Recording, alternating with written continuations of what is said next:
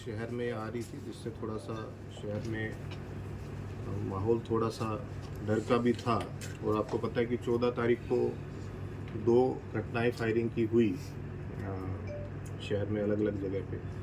तो उसमें जो 2 अभियुक्त थे जिन्होंने एक्चुअली फायरिंग की थी मोटरसाइकिल पे, तो उसमें एक तो कुछ दिन पहले अम्बाला पुलिस ने उसको पकड़ा था। तो दूसरा जो उसमें एक्यूज है जिसका नाम भीम है, जो पहले से यहाँ पे 7 मुकदमे तो ऐसे हैं जिसमें आर्म्स एक्ट के या NDPS के चोरी के जो उसके खिलाफ पहले दर्ज है, जिसमें वो गिरफ्तार हो चुका है। एक 307 का और 365 का वो केस अभी 1 जून का उसके खिलाफ पेंडिंग था, जिसमें वो अरेस्ट नहीं हुआ था। और 2 केस ये फायरिंग वाले। तो ये अभियुक्त है, इसकी इंफॉर्मेशन पुलिस को मिली कि ये वेपन लेके जिला क्षेत्र में कहीं घूम रहा है और कोई भी वारदात कर सकता है। तो हमारी CIA की टीम्स हमारे सब ने नाकाबंदी की और इसको इंटरसेप्ट किया रटोली गांव के पास, जो थाना फरकपुर में पड़ता है। तो वहाँ पे पुलिस से इसका सामना हुआ, इसको रोकने का प्रयास किया तो उसने पुलिस की गाड़ी पर फायरिंग की। दोनों तरफ से फायरिंग हुई, पुलिस ने भी अपने बचाव में फायरिंग की है। तो उसमें इस अभियुक्त को बुलेट इंजरीज हुई। इसको तुरंत हमने हॉस्पिटलाइज भी किया, लेकिन इलाज के दौरान इसकी सिविल हॉस्पिटल में डेथ हुई। तो ये घटनाक्रम पिछली रात में 2 इम्पोर्टेंट घटनाएं हुई है, तो इसकी जानकारी मैंने आपको दे दी। किस गैंग से जुड़ा था सर? क्रॉस फायरिंग में कुछ अपने मुलाजमों को भी लगी थी बुलेट प्रूफ नहीं, जैकेट? हमारे मुलाजमों को लकीली कोई इंजरी नहीं है। बुलेट प्रूफ जैकेट्स के साथ ही हम सारा डिप्लॉयमेंट करते हैं। तो क्योंकि जवानों की अच्छी फायरिंग की प्रैक्टिस और उनको पूरी हिदायत है कि जब भी इस तरह के निकलते हैं इस तरह की चेकिंग के लिए, जहां पूरा अंदेशा इस बात का है कि कोई क्रिमिनल से इनका सामना हो सकता है, तो इनको पूरी हिदायत है कि अपना पूरी सेफ्टी के साथ ये लोग जाए। सर, जो वेपन था लोकल मेड था या अमेरिकन था? अभी वो देखिए, ये सारी चीज़ें इन्वेस्टिगेशन में जैसे जैसे क्लियर होगी, फोरेंसिक एग्जामिनेशन है, कई चीज़ें हैं इसमें। तो in the interest of investigation बहुत सी बातें भी डिस्क्लोज करना ठीक भी नहीं है। जिस तरह फायरिंग हो रही है और एनकाउंटर जवाब दिया जा रहा है, क्या बदमाशों का अंजाम सिर्फ एनकाउंटर है सर? नहीं, ऐसा नहीं है। देखिए, पुलिस का पहला प्रयास तो अरेस्ट करने का ही है, कोई अभियुक्त अगर कोई अपराध करता है। लेकिन अगर अभियुक्त सामने से पुलिस पे फायरिंग करेगा तो पुलिस को अपने बचाव के लिए तो फायरिंग का जवाब फायरिंग से देना ही पड़ेगा। सर, वार्निंग क्या अब इनको जो बाकी? लेकिन मैं तो ये कहूँगा कि जो क्रिमिनल्स बाहर बैठ के हमारे ज़िले के ऐसे बच्चे जो पहले क्राइम में आ गए थे, जिनका क्रिमिनल रिकॉर्ड है, कहीं ना कहीं विदेश में बैठे हुए जो लोग हैं वो उनका इस्तेमाल कर, उनको कोई ना कोई लालच दे के कि आपको विदेश भेज देंगे या कोई पैसे दे देंगे, इस तरह का लालच दे के वो उनको अपराध करने के लिए उकसा रहे हैं, ताकि उनका जो एक फिरौती मांगने का, एक्सटॉर्शन मांगने का नेटवर्क है वो और ज़्यादा मजबूत हो सके। तो मैं इस तरह के जितने भी युवा हैं जो पहले अपराध में लिप्त रहे हैं, उनको और उनके परिवार वालों को यही समझाना चाहूँगा कि इनकी बातों में ना आए और अपराध का रास्ता छोड़ दे।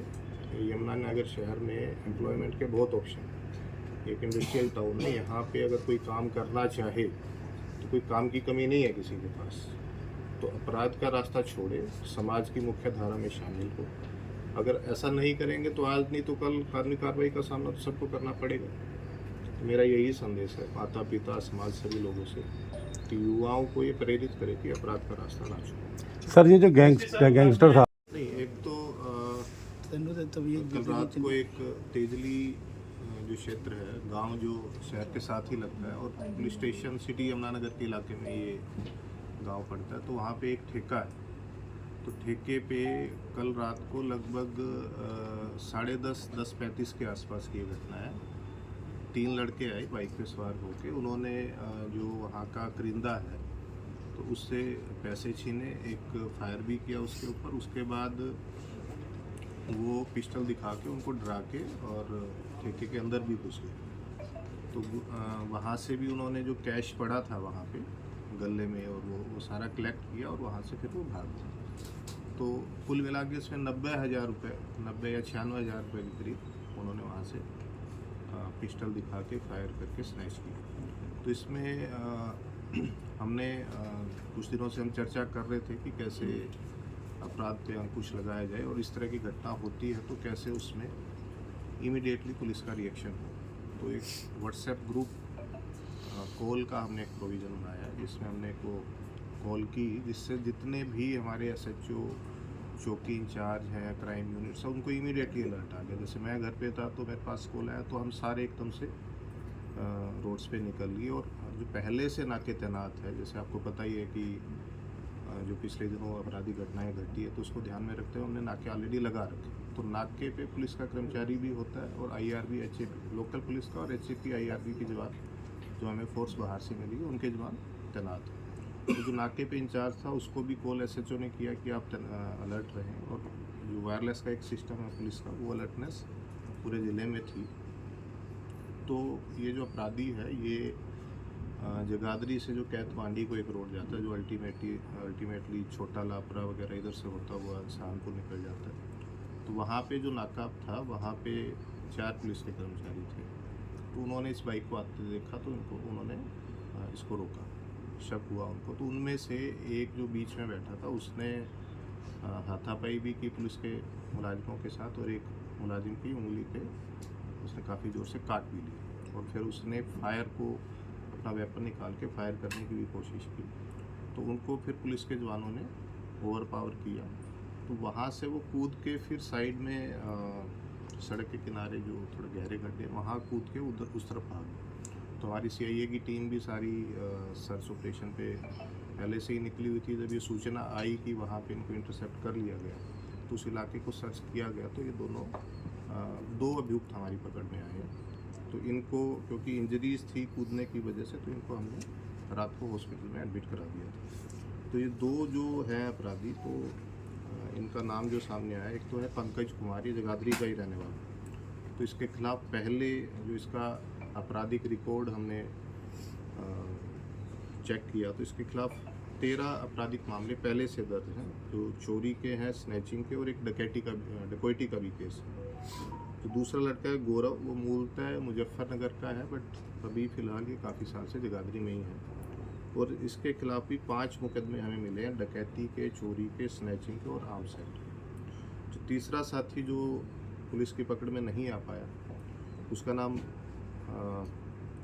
चलो अभी इन्वेस्टिगेशन को ध्यान में रखते हुए अभी डिस्क्लोज करना थोड़ा ठीक नहीं है, बट 2 अभियुक्त जो हैं उनकी डिटेल मैंने आपको बता दी। तो ये पुलिस ने जो एकदम से इमीडिएट रिस्पॉन्स हमारी पूरी पुलिस टीम का रहा, उसका ये नतीजा रहा है। हमारे जो जवान थे बहादुर, जिन्होंने अपनी जान की परवाह किए बगैर, उनको पता है कि इनके पास वेपन है। और अभी मैं उस कर्मचारी से पूछताछ भी कर रहा था तो जैसे उसने वेपन दिखाया तो इसके पास भी क्योंकि वेपन था तो ये भी पूरा अलर्ट था वेपन को लेके।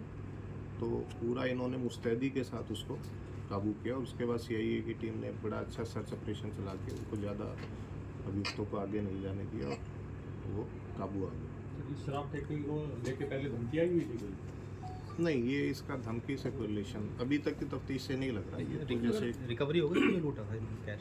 नहीं, अभी इन्वेस्टिगेशन में सारी चीज़ें होंगी। सर तो इस पे जो 5 केस हैं ये यहाँ के हैं या ये यहीं के जितना ज़्यादा 5 केस यहीं के।